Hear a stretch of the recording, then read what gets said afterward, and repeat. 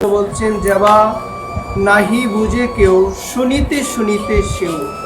বলছেন শ্রবণ করতে করতে কিছু পারি বা না পারি, কিছু বুঝি বা না বুঝি, যদি ভগবানের কথা ভাগবতের কথা যদি আমরা শ্রবণ করতে পারি, এই ভগবানের কথা শ্রবণ করতে করতে দেখবেন আস্তে আস্তে আমাদের চিত্তের মধ্যে যত মলিনতা রয়েছে সমস্ত মলিনতা আস্তে আস্তে হরিকথাতে দূর হয়ে যাবে। এই জন্য কি বলছে মা, যাবা নাহি বুঝে কেউ শুনিতে শুনিত সেও। কি অদ্ভুত চৈতন্য চরিত্র! শাস্ত্র আমাদের জানিয়ে দিয়েছেন মহাপ্রভুর এমন চরিত্র কি অদ্ভুত, যে চরিত্র গুণগাথা শ্রবণ করলে, মহাপ্রভুর দিব্যময়ী চরিত্র শ্রবণ করলে আমাদের হৃদয় আস্তে আস্তে পরম পবিত্র হয়ে যায়। এই জন্য বলছেন যাবা নাহি বুঝে কেউ শুনিতে শুনিত সেও। কি অদ্ভুত চৈতন্য চরিত্র! কৃষ্ণ উপযোগ প্রীতি বুঝিবে রসের রীতি, শুনিলেই বড় হিত হয়। বলছে শুনলেই আমাদের বড়ই মঙ্গল হয়। এই ভগবানের কথার মধ্যে এমন গুণ রয়েছে, ভগবানের কথার মধ্যে সাক্ষাৎ ভগবান অবস্থান করে, ভগবানের কথার এমন মহিমা। এই কথা যে কায়মনোবাক্যে যে নিত্য শ্রবণ করে আস্তে আস্তে তার হৃদয় থেকে সমস্ত মলিনতা কি হয়ে যায় বা দূর হয়ে যায়। এই জন্য আমাদের বলছেন আমরা যেন সেই ভাগবতের অমৃত রস আমরা যেন সবাই শ্রবণ করি। কি করি সবাই বলো মা? আমরা যেন সবাই শ্রবণ করি। কিন্তু মা একটি বিশেষ বিষয় আমার মনে হয় এটি সবার জানা প্রয়োজন।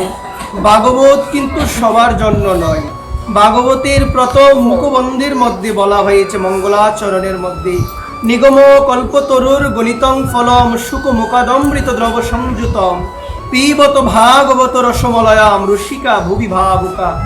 ভাগবত হচ্ছে রসিক ভক্তদের জন্য, ভাগবত হচ্ছে ভক্তের জন্য, ভক্তের জন্যই ভাগবত, অন্য কারোর জন্য ভাগবত নয় মা। ভাগবত সবাই বুঝতে পারে না, ভাগবতের কথা শুনে সবাই তৃপ্ত হতে পারে না। তারাই হতে পারে যারা রসিক, যাদের হৃদয়ে রস রয়েছে, যাদের হৃদয়ে ভক্তি রয়েছে।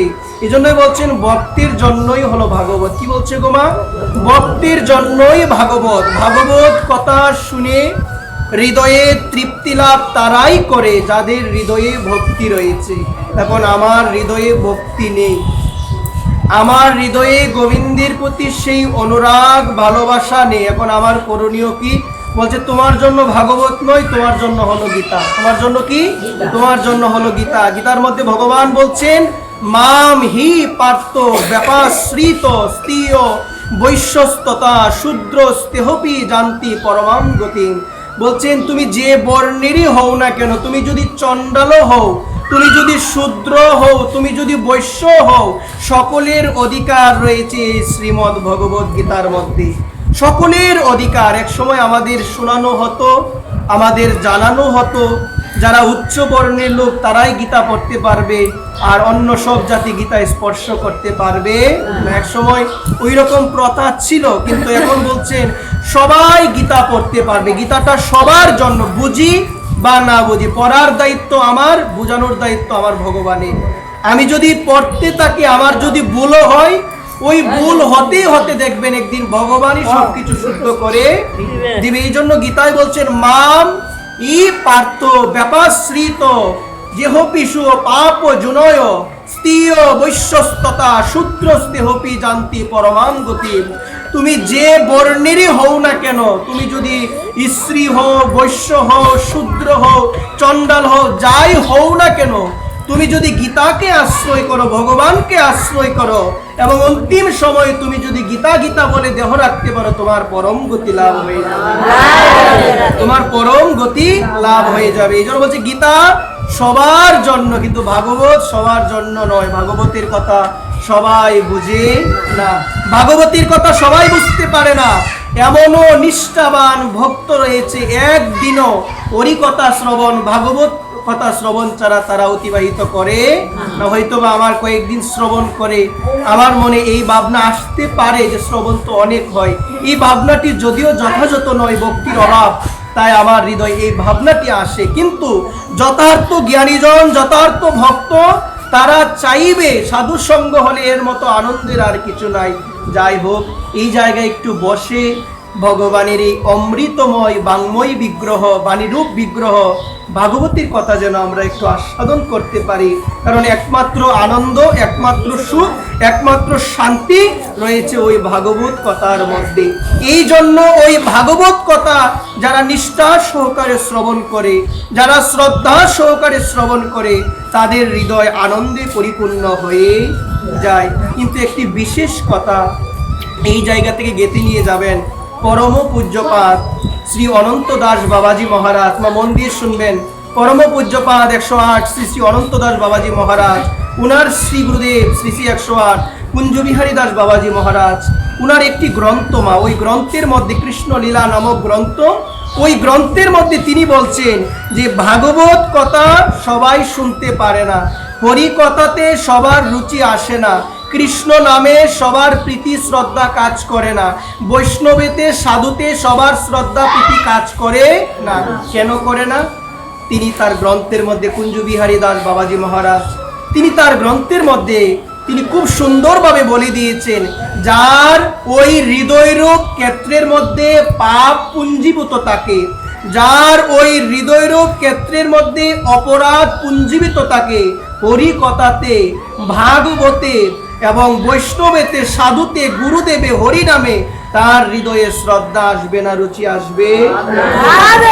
এই জন্য গীতায় বলছেন ভগবানের চরণে সবাই শরণাগত হতে পারে না, ভগবানের চরণে তারাই শরণাগত হতে পারে যাদের পাপ সম্পূর্ণরূপে দূর হয়েছে। গীতায় বলছেন তেষাম যেষাম তন্তগতম পাপং জননাম পুণ্য কর্মনাম, বলছে যাদের পাপ সম্পূর্ণরূপে দূর হয়েছে তারাই ভগবানের চরণে আত্মসমর্পণ করতে।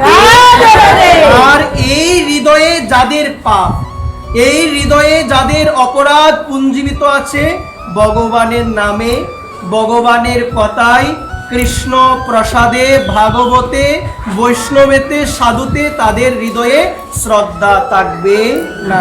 এমন যদি লোককে দেখতে পাও কৃষ্ণ নামে শ্রদ্ধা নেই, ভগবানের নামে শ্রদ্ধা নেই, কৃষ্ণ প্রসাদে শ্রদ্ধা নেই, ভাগবত সাক্ষাৎ ভাগবত ভগবানে যাদের শ্রদ্ধা নেই, ভক্তরূপী ভাগবতে যাদের শ্রদ্ধা নেই, বুঝবেন তাদের হৃদয়ে পাপ আছে বিদায় হরি কথাতে, ভাগবতে তাদের শ্রদ্ধা জন্মাচ্ছে না। এই জন্য যারা আমরা ভাগবত কথা শ্রবণ করতে আসি বিশেষ ভাগ্যবান।